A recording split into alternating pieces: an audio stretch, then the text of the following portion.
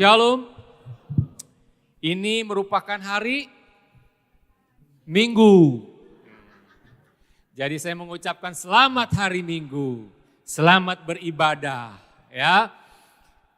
Puji Tuhan. Nah, suatu hari sepanjang perjalanan ada kekhawatiran di dalam diri saya ketika saya mengantar istri saya waktu itu 25 tahun lalu bersalin. Ya. Jadi kenapa hal itu menjadi khawatir buat saya? Ketika hari Minggu, hari di mana kami mempersiapkan diri untuk ibadah, tiba-tiba air ketuban istri saya itu sudah mulai keluar ya, pecah ya. Nah, namanya sebagai suami siaga. Jadi saya langsung mau gendong gak kuat karena berat. Jadi saya bilang, ayo kita jalan langsung, kita udah persiapkan. Nah, yang membuat saya khawatir begini. Karena waktu itu rumah saya ada di Dan Mogot, Cengkareng. Sedangkan istri saya itu harus melahirkan di rumah sakit Bunda di Menteng. Perjalanannya cukup jauh dan memang Tuhan jawab doa-doa kami. Doanya adalah pertama, kalau lahiran hari Minggu. Kedua, siang jangan malam. Karena kami gak punya kendaraan. Tetapi Tuhan jawab semuanya. Yang membuat saya khawatir sepanjang perjalanan itu. Dari rumah sampai menuju rumah sakit. Kenapa? Karena uangnya pas-pasan naik taksi. Saya ingat saya mengantongi uang hanya 35.000. Bayangkan naik taksi. Jadi doanya gimana? Doanya negatif saya. Saya bilang begini, Tuhan tolong tahan argo taksinya Tuhan. Itu sangat kurang ajar sekali doanya. Kenapa? Karena kalau argonya naik terus sedangkan uang saya hanya 35.000. Ya, harus lewat tol. Dan dalam perjalanan itu kekhawatiran sambil berdoa, Tuhan tolong, nih jangan ikutin doanya ya. Argonya ditahan Tuhan, supaya enggak melonjak, ditahan. Ya, karena waktu itu dalam pikiran yang kalut, khawatir karena tiba-tiba kan sudah mau melahirkan ya. Dan jadi saya harus tidak bawa persiapan, jadi saya langsung bawa tas sudah siap, memang tasnya sudah siap tapi kan uangnya enggak siap gitu. Nah, sampai di perjalanan, sepanjang hari itu sepanjang perjalanan itu sambil saya khawatir, sambil saya berdoa Tuhan tolong ya, doain tadi itu, argonya ditahan. Hebat tuh. Yang kedua doanya apa? Tuhan tolong supaya jangan macet Tuhan, jangan macet. Dan memang dalam perjalanan itu lancar sekali saudara. Sampai tiba di rumah sakit, luar biasa. Ternyata uang yang ada di kantong saya, pas kembaliannya kalau nggak salah hanya Rp2.000. Tahun 2000 itu. Dan ternyata istri saya sampai di rumah sakit tanpa kekurangan apapun. Wah, tetapi sebagai suami siaga ini, yang namanya rasa apa itu ya? Khawatirnya banyak hal gitu loh. Yang pertama yang tadi gitu. Yang kedua khawatirnya kenapa? Karena air ketubannya itu sudah keluar. Gitu. Nah, kalau sudah keluar, jalan satu-satunya harus apa? Dokter, operasi sesar. Kan namanya operasi dananya harus nambah lagi. Nah, waktu kami berdoa, itu air ketubannya keluar, dokter bilang begini, ini gak bisa. Kalau air ketubannya sudah habis, anak ini akan kehilangan oksigen. Akhirnya kita berdoa, hanya itu satu-satunya kita bisa lakukan, hanya berdoa. Dan tepat waktu Tuhan campur tangan dan Tuhan tolong semuanya itu. Dalam dananya, sampai anak saya lahir, sampai sekarang usianya sudah berapa ya? 24 tahun kali anak saya. Dalam perjalanan itu ada banyak hal yang Tuhan tunjukkan dalam kehidupan kita. Memang kekhawatiran itu ada di sepanjang jalan dari Cengkareng sampai ke rumah sakit. Tapi saya tidak biarkan kekhawatiran ada di sepanjang kehidupan saya. Karena itu akan membahayakan buat kita. Hari ini makanya saya mau sampaikan sharing tadi pagi yang namanya don't worry, be happy. Ya, kalau saudara tahu lagu itu tahu nggak? Berarti saudara udah tua. Karena lagu itu cukup lama. Tahun itu lagu itu kalau nggak salah 60-an ya, 70-an atau 60-an ya.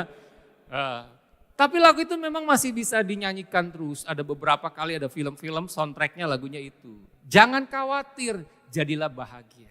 Karena kekhawatiran kebahagiaan tidak pernah bisa bersatu. Ya. Seperti air dengan minyak. Karena apa? Kalau tidak kebahagiaan, maka kekhawatiran akan datang dalam hidupan kita. Makanya saya mau katakan, jangan pernah membiarkan kekhawatiran mondar-mandir dengan bebasnya dalam kehidupan kita. Amin. Makanya kita harus bikin namanya ada satu peraturan lalu lintas yang bulat, lalu ada garis strip begitu, apa namanya? Itu ya. Oma tahu nggak apa itu garis itu apa namanya? Kalau naik kendaraan. Proboden, artinya apa? Gak boleh, tapi masih banyak jemaat di MCC kalau ada tanda proboden tetap aja bablas. Betul ya? Nah artinya adalah kita gak boleh membiarkan kekhawatiran itu menggerogoti jiwa kita. Kita tidak boleh yang namanya kekhawatiran itu terus menerus mondar-mandir dalam kehidupan kita. Karena efeknya, dampaknya bukan hanya untuk jiwa kita, tapi secara fisik pun tubuh kita pun akan dipengaruhinya. Contohnya gini, kalau orang yang hidupnya terus dipenuhi dengan kekhawatiran itu biasanya bukan imun ya, kekebalan dalam tubuhnya itu semakin turun. Gampang rentan kena penyakit. Orang yang selalu happy itu nggak mudah katanya kena virus flu. Tapi orang yang penuh dengan kekhawatiran gampang sekali flu. Betul ya dokter ya? Iya aja dokter mah ya. Ya, saya melihat bahwa ternyata orang-orang yang penuh dengan kekhawatiran itu biasanya bukan jiwanya aja jadi apa? Jadi rentan. Ya, jiwanya nggak hanya jadi rapuh, tapi secara fisik pun itu akan menimbun dengan berbagai penyakit. Kenapa? Karena kekhawatiran itu kan bukan hanya kekhawatiran itu adalah perasaan yang negatif. Apa perasaan apa? Negatif. Kekhawatiran itu tidak mengerjakan apa-apa di dalam kehidupan kita. Kekhawatiran itu justru menjauhkan fokus kita kepada rancangan Tuhan dalam kehidupan kita. Ya, justru kekhawatiran itu malah menjauhkan kita untuk kita melihat bagaimana mujizat dan kebaikan Tuhan dinyatakan di dalam kehidupan kita. Nah, kekhawatiran itu ya bukan hanya mempengaruhi jiwa kita juga, tetapi mempengaruhi secara fisik. Gak heran orang yang dipenuhi dengan kekhawatiran tiap hari. Ada satu kali seorang anak yang masih kecil aja udah punya kekhawatiran. Mama tolong dilihat dulu pintunya udah digembok belum. Ya, kadang-kadang mau tidur, bangun dulu, ada rasa khawatir, kenapa? Takut kompor belum dimatiin. Gitu loh. Ya, nah memang hal-hal yang kayak begitu yang saya maksud bukan kekhawatiran yang seperti itu. Tetapi ada kekhawatiran yang masalah keuangan, kekhawatiran masalah sesuatu yang belum pasti, kekhawatiran mengenai kesehatan. Kalau saya sebutkan tadi daftar nama-nama yang bisa menyebabkan kekhawatiran, saudara ada di area mana yang lebih banyak saudara khawatir? Keuangan, kesehatan, sesuatu yang belum pasti? Semuanya Pak, bagus. Ya, nah jadi kekhawatiran itu juga bisa menyebabkan kita ini, fisik kita akan menurun, sakit. Makanya gak heran kebanyakan orang itu sakit apa nih? Lambung, sakit mah. Memang sakit mah itu gak selalu oleh karena khawatir, stres dan sebagainya. Tapi bisa disebabkan karena apa? Salah makan, apalagi telat makan gitu loh. Tapi akan lebih banyak juga orang yang menderita sakit mah itu karena kekhawatiran. Ada orang yang gak bisa tidur. Saya mau tanya, siapa yang gak bisa tidur? Mikirin, khawatir, jangan-jangan hutang belum dibayar. Udah jatuh tempo. Aduh jangan-jangan nanti gimana ya kalau saya sakit kayak begini, nanti untuk kedepannya gimana. Saya mau bilang gak ada satupun penyakit yang membawa kematian di dalam Yesus. Amin. Yang benar. Saya percaya tidak ada suatu penyakit pun yang membawa kematian di dalam Kristus. Amin. Nah karena itulah ya saya mau sampaikan bahwa kekhawatiran adalah bagian dalam kehidupan manusia. Menurut Bapak Ibu Saudara, kalau saya boleh bertanya, tolong dijawab. Kekhawatiran itu sesuatu yang normal atau tidak? Yang bilang normal angkat tangan. Yang bilang tidak normal. Yang gak tahu apa-apa. Alkitab ya normal, saya kasih contoh begini. Tadi pagi saya sudah kasih contoh ya. Ketika saya punya anak gadis, ya, dia bilang sama saya dia mau pergi. Jam 7 dia pergi dengan teman-temannya, lalu dia janji jam 10 pulang. Tapi ketika jam 11 belum pulang, saya sebagai orang tua nggak bisa tidur. Ya. Kenapa saya nggak bisa tidur? Ada rasa khawatir. Kenapa nih anak saya belum pulang? Saya WA, saya telepon, saya WA, saya telepon, saya WA, saya telepon. Saya tanya di mana sampai di mana sampai di mana. 11:30 belum pulang nih contoh ya. 11:30 belum pulang, ada di mana? Saya telepon. Ya, kenapa? Itu khawatir. Betul enggak? Nah, yang saya maksud bukan itu hal khawatir seperti itu dimaksudkan firman Tuhan. Itu adalah sesuatu yang wajar sebagai orang tua ketika anak belum pulang. Kan enggak mungkin ada orang tua anak belum pulang masa bodoh. Ya kan nggak ada, kalau ada pun itu orang tua yang aneh gitu. Nggak ada, pasti orang anak kalau, jangankan anak perempuan, betul ya. Anak laki-laki pun kalau belum pulang dicariin. Kenapa? Ada rasa khawatir. Nah yang saya maksud bukan khawatir hal yang seperti itu. Ya banyak orang khawatir tentang masa depan. Siapa yang tahu masa depan? Kita nggak pernah tahu. Tapi kita ini seringkali khawatir tentang masa depan. Betul ya, sesuatu yang belum kita lihat, sesuatu yang belum terjadi itu yang kita khawatirkan. Nah ini yang gak boleh. Makanya Alkitab nanti kita baca ya banyak orang khawatir tentang keuangan, kesehatan atau hubungan. Makanya Rasul Paulus memberikan nasihat atau mengajarkan kepada jemaat di Filipi untuk tidak menjadi khawatir tentang apapun. Apa itu kekhawatiran? Kekhawatiran itu apa? Takut, cemas terhadap sesuatu hal yang belum diketahui dengan pasti. Ya, sikap berpikir yang berlebihan. Kadang kalau udah khawatir memenuhi perasaan kita, hati kita itu pikiran udah negatif terus. Betul nggak? Jangan-jangan nanti dia begini nih. Oh, jangan-jangan nanti begini nih. Nah, hal yang kayak begitu sebenarnya menyiksa diri kita sendiri. Betul ya? Menyiksa diri kita sendiri. Makanya kita harus melihat bahwa kekhawatiran itu adalah sikap berpikir yang berlebihan atau terlalu cemas tentang suatu masalah atau situasi. Ya, makanya Paulus mengajarkan kepada kita di dalam Filipi 4 ayat 6. Kita baca sama-sama ya. Yuk, 1, 2, 3. Janganlah hendaknya kamu khawatir,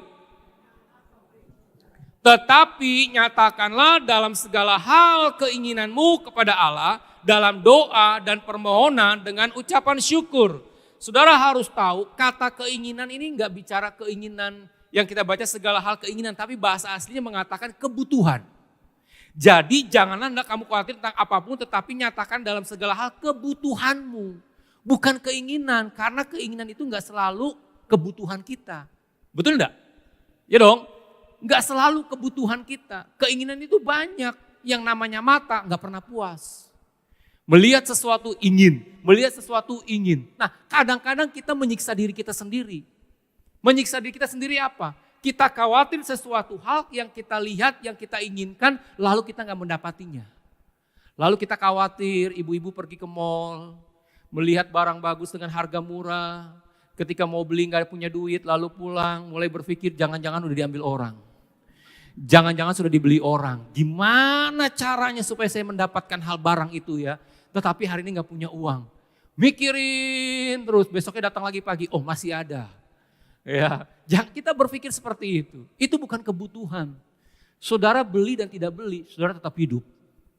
Betul ya? Nah ini yang harus kita bedakan. Makanya Yesus pun pernah menyampaikan, janganlah kamu khawatir tentang apa? Makanan, minuman, pakaian.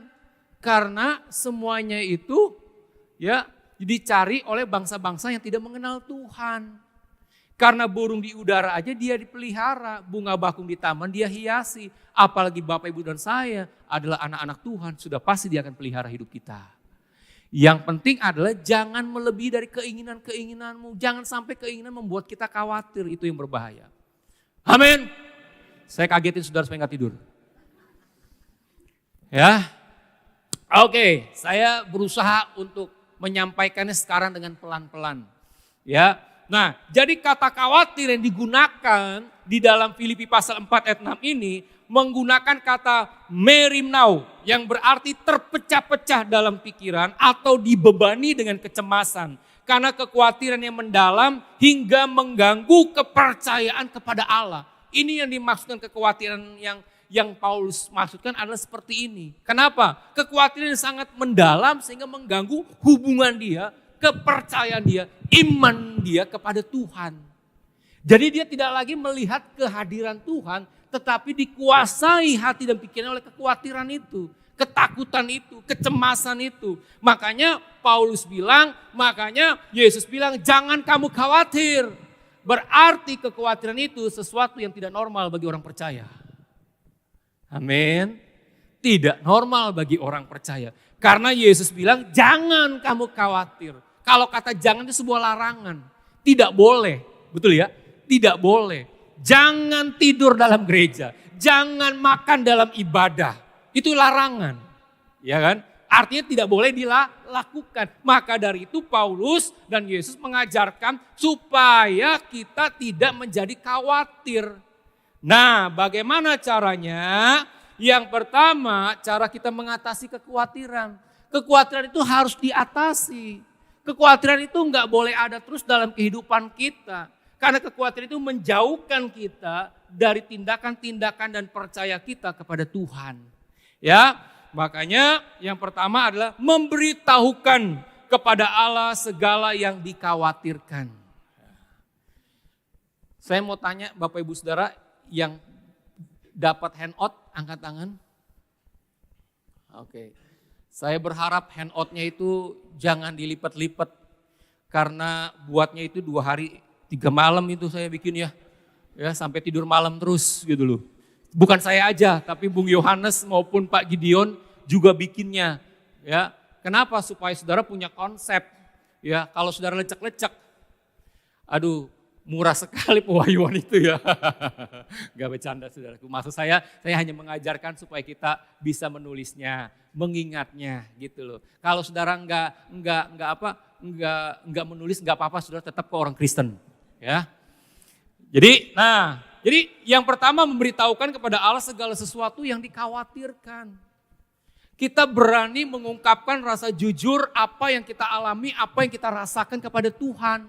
Amin. Ya, Paulus mengajarkan ketika kekhawatiran melanda hati seseorang, maka perlu untuk menyampaikan kebutuhan kita dengan secara spesifik kepada Allah melalui doa dan permohonan. Jadi doa menjadi sarana untuk kita memberitahukan segala hal apapun juga kepada Allah. Dan permohonan menunjukkan kebutuhan pribadi yang mendesak saudaraku. Saudara harus percaya tidak ada masalah yang terlalu besar atau terlalu kecil untuk dibawa kepada Allah. Artinya segala hal apapun kita bisa beritahukan kepada Allah. Sekalipun kita tahu, kita sadar bahwa Allah itu adalah maha tahu, Allah itu adalah maha hadir. Tapi perlu juga sebagai orang Kristen menyatakan, mengungkapkan iman kita, mengakui kedaulatan, mengakui Dia Bapa kita untuk kita belajar jujur memberitahukan apa yang menjadi kekhawatiran kita kepada Dia. Betul ya? Anak, kalau saudara punya anak, saudara akan melihat tingkah lakunya, saudara akan kenal dia. Bagaimana di waktu dia gelisah, kita akan panggil dia. Ada apa dengan kamu? Apa yang membuat kamu khawatir? Cerita sama saya, cerita sama papi, cerita sama papa mungkin, cerita sama mama dan sebagainya. Kenapa? Karena sebagai seorang orang tua, pasti dia lihat anaknya. Dia tahu gerak-geriknya. Ada apa ini anak? Betul? Bapak pun tahu. Tapi dia mau kita belajar, kita menghampiri dia. Bapak Ibu Saudara, untuk memberitahukan sesuatu kepada Tuhan itu gampang sekali. Hari-hari ini saya banyak belajar saudaraku. Kalau kita membiarkan kekhawatiran menyusup dalam kehidupan kita, itu akan merusak. Merusak apa? Merusak iman kita, digerogoti pelan-pelan. Semakin hari nanti kita menjadi apatis. Tidak lagi percaya dengan Tuhan. Kenapa? Kita biarkan terus kekhawatiran. Tapi ketika kita belajar memberitahukannya kepada Tuhan, saudara tinggal duduk diam, duduk aja.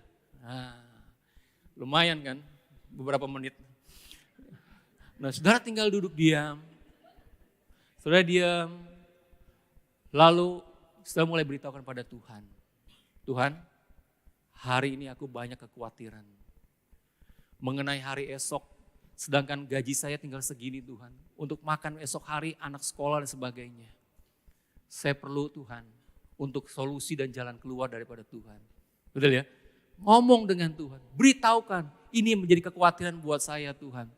Saya khawatir mengenai apa? Mengenai pakaian, mengenai minuman, mengenai orang tua, mengenai anak. Merasa gagal menjadi mendidik anak untuk mengarah kepada Tuhan. Saudara, ketika engkau memberitahukan itu kepada Tuhan, percayalah, memang saat itu belum ada solusinya. Tapi Tuhan ganti kekhawatiran dengan ketenangan di dalam batin kita. Digantikan dengan apa? Kekuatan untuk kita bisa mampu melewati semuanya itu tanpa ada rasa khawatir lagi dalam hidup kita. Karena itu perlu kita memberitahukannya kepada Allah. Karena gini saudaraku, ya, kekhawatiran dan iman tidak bisa berjalan dengan bersamaan. Kalau saudara bergandengan tangan dengan khawatir, maka iman di belakang. Dan saudara gak pernah lihat Tuhan di depan. Yang ada apa? Ketakutan, kecemasan, kegagalan, frustasi, putus asa. Dan ujung-ujungnya bisa. Saudara tahu maksud saya ya? Tapi kalau saudara tidak bergandengan tangan dengan kekhawatiran di belakang, tapi bergandengan tangan dengan iman, saudara melihat bahwa Tuhan sedang memimpin hidup kita. Tuhan sedang mengarahkan kita. Makanya jangan pernah menyimpan, menyembunyikan rahasia di antara kita. Maksudnya antara Tuhan dengan saudara. Amin ya.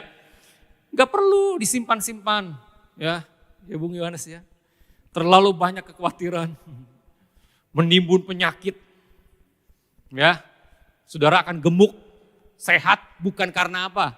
Sehatnya bukan karena makanan yang bergizi. Tapi dipenuhi kekhawatiran, maka menimbun segala penyakit. Gula naik, darah tinggi naik, semuanya naik. Saudaraku. Yang turun apa? Roh Kudus turun. Haleluya. Gak ada, yang adanya penyakit semuanya. Karena itu beritahukan kepada Tuhan segala kekhawatiranmu. Yang kedua ya. Yang kedua menyerahkannya kepada Allah. Nah, Mazmur 55 ayat 23.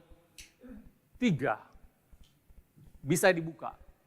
Nah, kita baca sama-sama ya. 3, 2, 1. Serahkanlah khawatirmu kepada Tuhan. Maka ia akan memelihara engkau. Tidak untuk selama-lamanya dibiarkan orang-orang benar itu goyah. Sebelum saya lanjut ayat ini saudara. Untuk saya menuliskan kata kalimat khawatir aja. Saya harus cari yang benar tulisannya gimana.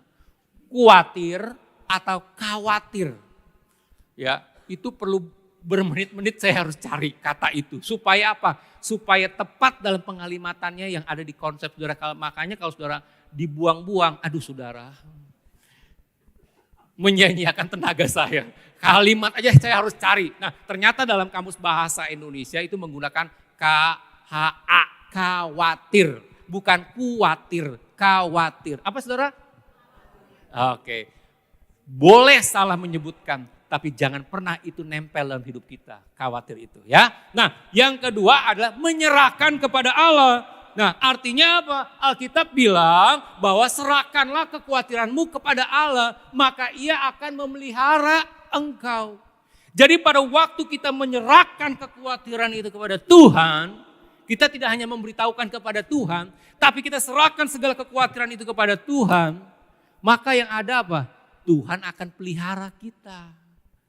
Tapi kalau kita pegang ini kekhawatiran terus, enggak Tuhan, enggak boleh diserahin sama Tuhan. Ini enak kok Tuhan, biarin Tuhan. Maka saudara enggak akan pernah lihat bagaimana Tuhan pelihara hidup kita.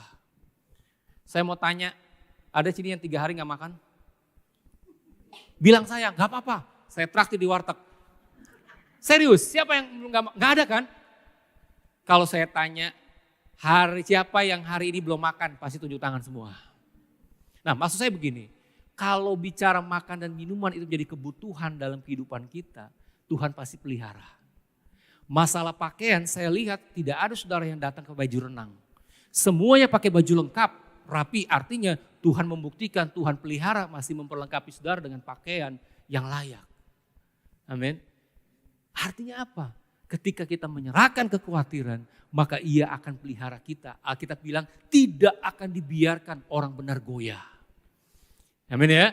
Nah kita baca lagi di dalam 1 Petrus 5 ayat 7. Ternyata ini ayat sama, ngelain ya. Ya. Nah, kita baca sama-sama ya. 1, 2, 3. Serahkanlah segala kekhawatiranmu kepadanya, sebab Ia yang memelihara kamu. Amin. Jadi ketika kita menyerahkan apapun yang menjadi kekhawatiranmu mengenai kebutuhanmu, waktu engkau serahkan kepada Tuhan, maka Tuhan turun tangan akan pelihara dalam hidupmu hari demi hari. Apa? Hari demi hari Dia akan pelihara kehidupan kita. Dan Dia tidak pernah tinggalkan kita. Amin.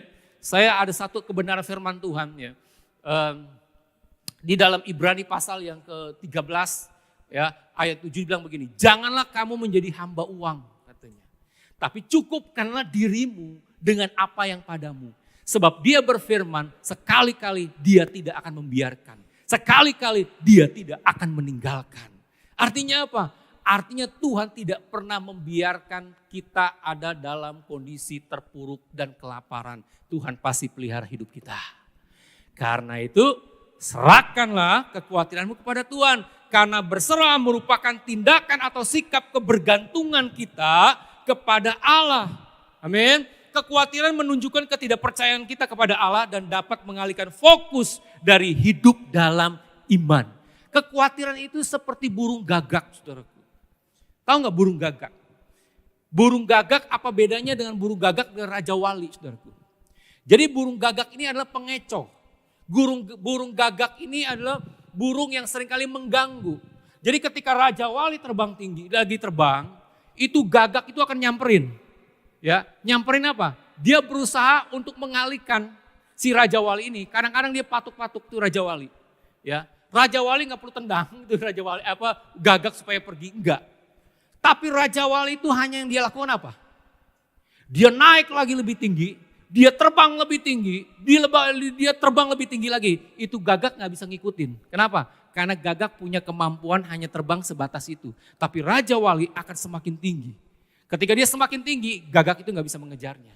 Kita ini adalah Raja Wali. Amin. Jangan sampai gagak-gagak itu mengganggu kehidupan kita. Kalau kekhawatiran sudah datang, kekhawatiran sudah melanda hidup kita, naik terbang tinggi bersama dengan Tuhan. Karena saudara adalah Raja Wali. Dan serahkan itu kepada Tuhan. Yang terakhir adalah mengucap syukur senantiasa kepada Tuhan. Amin. Yang pertama apa? Memberitahukan kepada Allah. Yang kedua,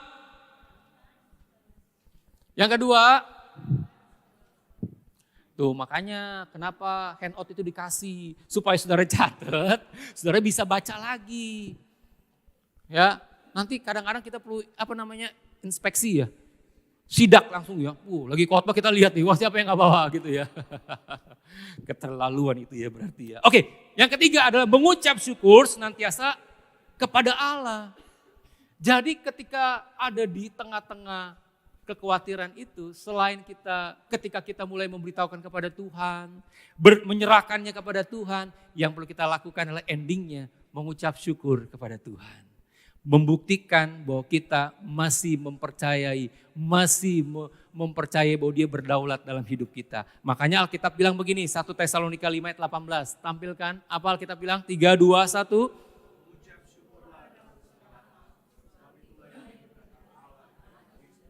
Nah, saya akan baca versi firman Allah yang hidup bilang begini. Apapun yang terjadi, ya, hendaklah saudara bersyukur. Karena itulah ya kehendak Allah bagi saudara sebagai milik Yesus Kristus. Jadi apapun yang terjadi dalam hidup ini, kekhawatiran apa yang melanda hidupmu, tetap engkau angkat tangan dan bersyukur. Terima kasih Tuhan, segala sesuatu dalam kehidupan ini, Tuhanlah yang berdaulat atas hidupku dan setiap musim selalu ada Yesus bagiku. Amin. Ya, mengucap syukur adalah elemen penting dalam doa karena mengajarkan untuk mengingat akan segala kebaikan, kesetiaan Allah di masa lalu sehingga memperkuat iman kita di masa kini dan masa depan. Jadi mengucap syukur itu kembali mereview hati dan pikiran kita supaya mengingat apa yang pernah Yesus lakukan di dalam kehidupan kita sehingga itu membantu dan menolong kita. Kenapa? Supaya kekhawatiran tidak terus menggerogoti kehidupan kita. Oh Tuhan baik kemarin. Kalau Tuhan sudah tolong kemarin, hari ini pun Tuhan pasti tolong. Dan esok hari Tuhan pun pasti tolong kita semuanya. Karena Yesus mati di atas kayu salib dan bangkit supaya apa? Supaya setiap orang percaya memiliki hari esok yang penuh dengan kepastian. Amin. Karena itu pertanyaannya sebelum kita berdoa, apa kekhawatiran terbesar dalam kehidupan saudara hari ini? Saudara duduk di tempat ini, ketika saudara dengar firman Tuhan, saudara mungkin sudah sedang membawa sesuatu kekhawatiran di hati saudara. Mungkin saudara enggak sadar. Tapi pada waktu kita diingatkan, mari kita bawa kepada Tuhan. Ya, serahkan kekhawatiran itu kepada Tuhan. Jangan keluar dari pintu ibadah atau pintu gereja tetap masih dilingkupi dengan kekhawatiran. Tapi serahkan sama Tuhan. Dan mulailah berjalan dengan Tuhan. Dan beritahu kepada dia selalu apa yang menjadi engkau khawatir. Hari ini engkau khawatir, sore udah hilang, tuh besok khawatir lagi. Beritahukan lagi sama Tuhan.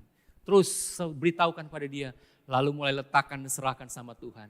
Dan tetap mengucap syukur kepada Tuhan. Amin. Yuk kita berdiri sama-sama.